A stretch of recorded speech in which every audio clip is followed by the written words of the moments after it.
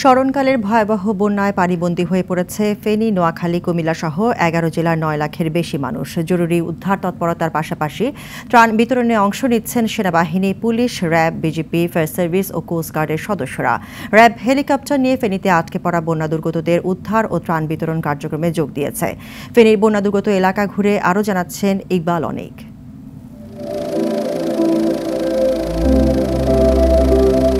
ফেনী অঞ্চলে সৃষ্ট প্রাকৃতিক বন্যায় বিপর্যস্ত লাখ লাখ পানিবন্দী মানুষ। বানভাসী এসব মানুষ অসহায় ও মানবেতর জীবনযাপন করছে।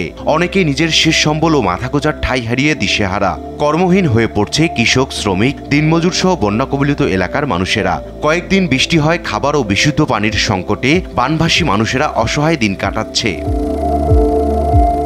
বন্যা দুর্গত এলাকায় উদ্ধার অভিযান, ত্রাণ বিতরণ ও চিকিৎসা সেবা অব্যাহত রেখেছে র্যাব। প্রসূতি ও দুজন নবজাতককে হেলিকপ্টারে উদ্ধার করে অক্সিজেন সাপোর্ট দেওয়ার মাধ্যমে সুস্থ করে নিরাপদ স্থানে পৌঁছে দিয়েছে র্যাব। এছাড়াও নারী, শিশু ও বৃদ্ধসহ পানিবন্দীদের র্যাব হেলিকপ্টারের মাধ্যমে উদ্ধার করে নিরাপদ স্থানে পাঠিয়েছে। প্রতিদিনই ৫০০ বন্যার্তদের শুকনো খাবার, পানি বিশুদ্ধকরণ ট্যাবলেট, খাবার, স্যালাইন ও প্রয়োজনীয় ওষুধ বিতরণ করা হচ্ছে র্যাবের পক্ষ থেকে।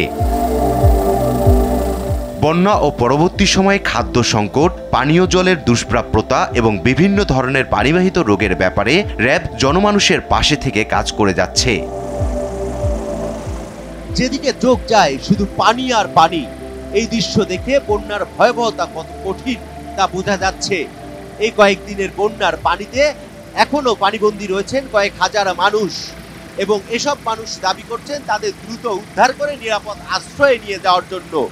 এবং তাদের দাবি এখন পর্যন্ত অনেক এলাকায় ত্রাণ পৌঁছায়নি, তাদেরকে দ্রুত নিরাপদ পানীয় এবং শুকনো খাবার পৌঁছানোর এবং তাদের সেই সাথে চিকিৎসা সরঞ্জাম পৌঁছানোর। ইকবাল অনিক, RTV, ফেনী।